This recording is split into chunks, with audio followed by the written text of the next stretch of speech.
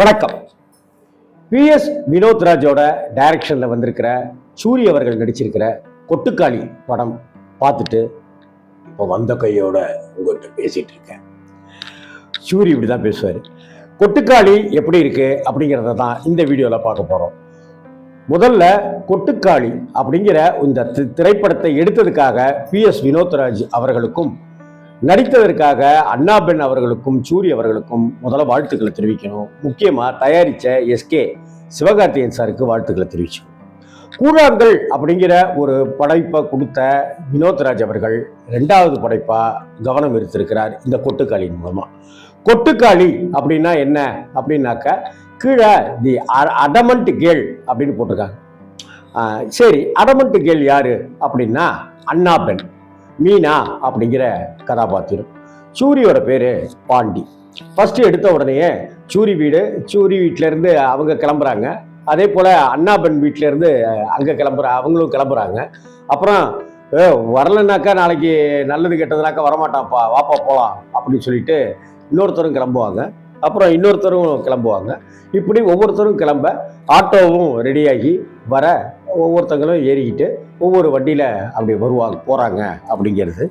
பேய் ஓட்டுறதுக்கு போகிறது அப்படிங்கிறதாக அங்கங்கே சிலர் பேசிக்கிறத வச்சுக்கிட்டு, அந்த கதாபாத்திரங்கள் பேசிக்கிறத வச்சுக்கிட்டு பேய் ஓட்டுறதுக்கு போகிறாங்க அப்படின்னு நம்ம புரிஞ்சிக்க முடியும்.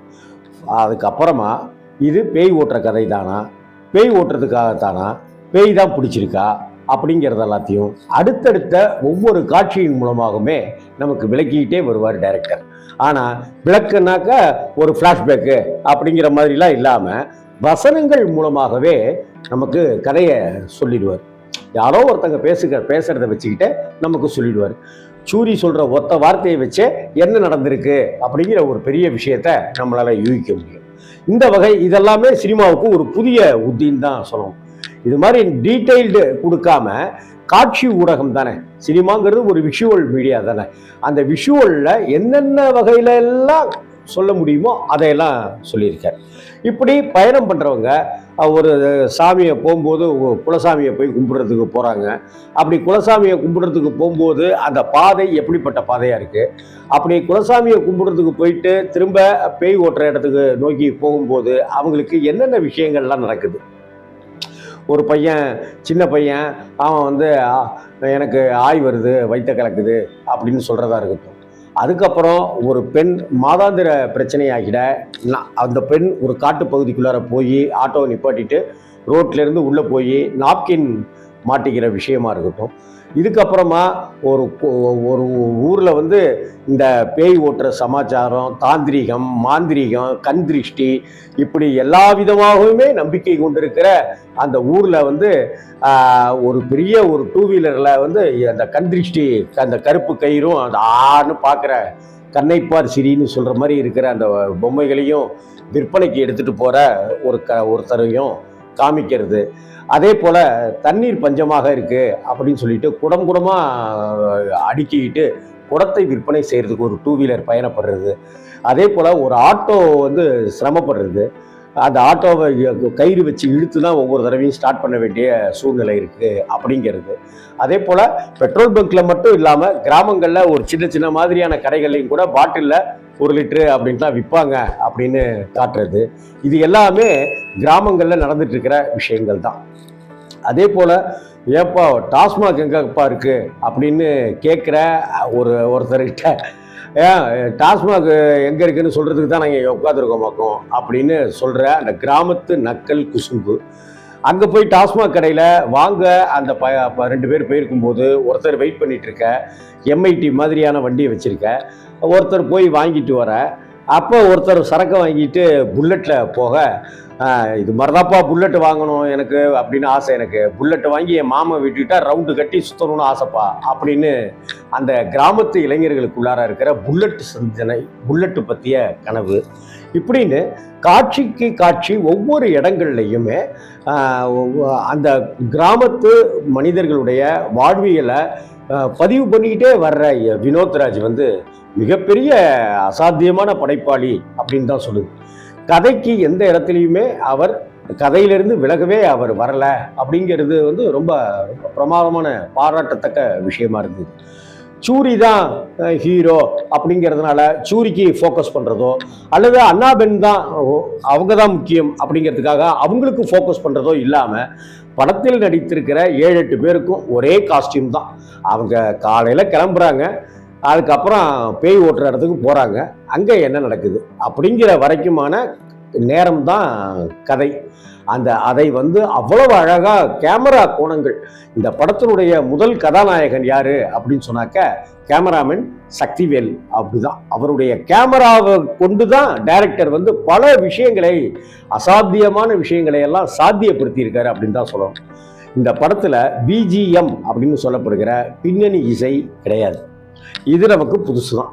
எப்படி அந்த காலத்தில் பேசாமல் பேசாம படங்கள் ஓடிட்டு இருந்த காலத்தில் பேசும் படம் வந்தது, அதே போல பாடல்கள் 22 ரீல்ல 28 பாடல்கள்னு இருந்த காலகட்டத்தில் பாடல்களே இல்லாமல் அந்த நாள் மாதிரியான படங்கள் வந்தது.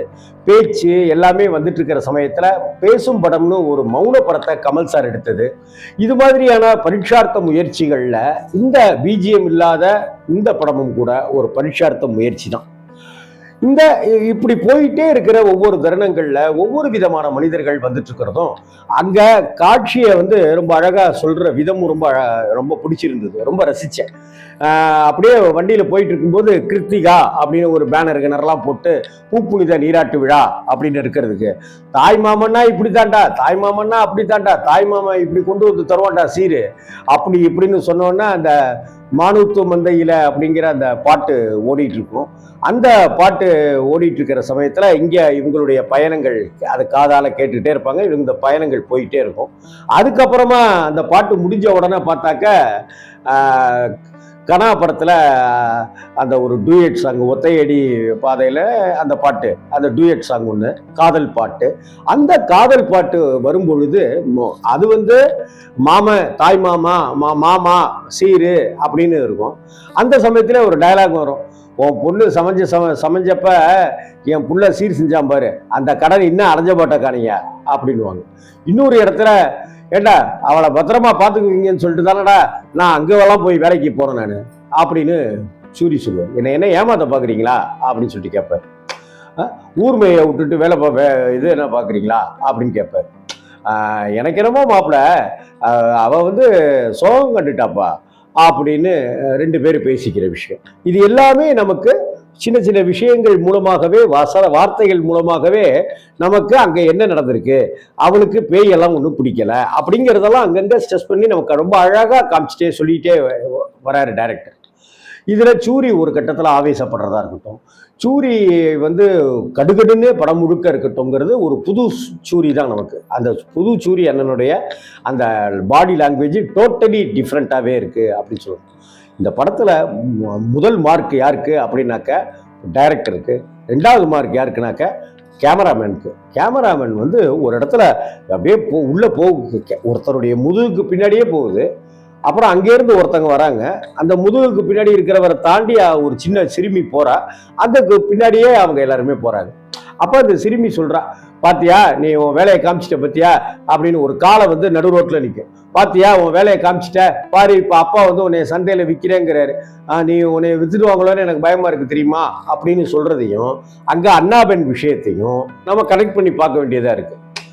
இங்க பெண்ணுங்கிறவளை ப்ராப்பர்ட்டியா ஒரு சொத்து அப்படிங்கிற மாதிரியே பார்க்கிற ஒரு ஆணாதிக்க சமூகம் அப்படிங்கிறத, அந்த ஆணாதிக்கம் அப்படிங்கிற விஷயத்த சூரியின் மூலமாகவும், பெண் என்பவள் அத்தை பொண்ணு மாமா பொண்ணுங்கிறவெல்லாம் நமக்கு சொத்து அப்படிங்கிறதாகவும் அந்த குடும்பங்கள் நினைச்சிட்டு இருக்கிற விஷயத்த இதை விட பொலைற அறையிற மாதிரி சொல்ல முடியுமா அப்படின்னு தெரியல. படத்தினுடைய கிளைமாக்ஸ் இன்னும் நமக்கு அதிர்ந்து போக வைக்கிற வகையில இருக்கு. இதுக்கப்புறம் என்ன நடந்திருக்கும்னு ஆளுக்கு ஒரு திசையில போய் நம்ம தேடி யோசிக்கிற அளவுக்கு அப்படி முடிச்சிருக்கிற விதமும் ரொம்ப ரொம்ப வியக்கக்கூடிய வகையில இருந்துச்சு. மொத்தத்தில் கொட்டுக்காளி திரைப்படம் எல்லாரும் என்னையா பிஜிஎம் இல்லை அது இல்லை நடக்கிறாங்கன்னு சொல்லிட்டு இருக்கிறதெல்லாம் நம்பாதீங்க. இப்போ அல்வா சாப்பிட்டுட்டு அல்வா பிரமாதமாக இருக்கு அப்படின்னு சொன்னாக்க நீங்கள் என்ன செய்வீங்க? அப்படியா ஓகே அப்படின்னு சொல்லிடுவீங்களா? அந்த அல்வாவை சாப்பிட்டு பார்ப்பீங்க. நான் ஒருவேளை அல்வாவை சாப்பிட்டுட்டு அல்வா நல்லாவே இல்லையா அப்படியா சொல்ற, இந்த கடையில் அல்வா ரொம்ப நல்லா இருக்குமே அப்படின்னு நீங்கள் ஒரு ஸ்பூன் எடுத்து சாப்பிடுவீங்கல்ல. அதே போல தான் சிவகார்த்திகேயன்கிற ஒரு அட்டகாசமான நடிகர் ஒரு படத்தை தயாரிச்சிருக்கார், கொட்டுக்காளின்னு. கூழாங்கல் அப்படிங்கிற படத்தின் மூலமாக கவனம் ஈர்த்த வினோத்ராஜ் அப்படிங்கிற ஒரு இயக்குனர் ஒரு புது மாதிரியான கதை சொல்லலுக்கு வந்திருக்கார்.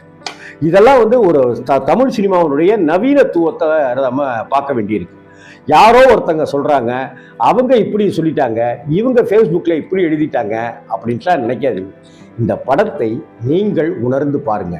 நமக்கெல்லாம் டமால் டுமில் டமா டப்பா டப்பா டப்பான்னு அடிக்கிற அந்த பிஜிஎம்மே கேட்டு பழகிட்ட நமக்கு பிஜிஎம்மே இல்லாமல் ஒரு கதை சொல்லுவது கிட்டத்தட்ட பாலுமேந்திரா சார் படத்துலையும் மகேந்திரன் சார் படத்துலையும் பாரதி ராஜா சார் படத்துலையும் கூட சைலன்ஸ் நிறைய இடங்கள்ல இருக்கும். அப்படி ஒரு சைலன்ஸாக, ஆனால் பிஜிஎம்மே இல்லாமல் இயற்கையாக, அதனாலதான் இயற்கைக்கு நன்றின்னு போடுறாங்க. அப்படி ஒரு விதத்துல இந்த படம் ஒரு புதிய முயற்சியாக வந்திருக்கு கொட்டுக்காளி. அந்த கொட்டுக்காளி அடமண்ட் கேள் அப்படின்னு சொல்றாங்க.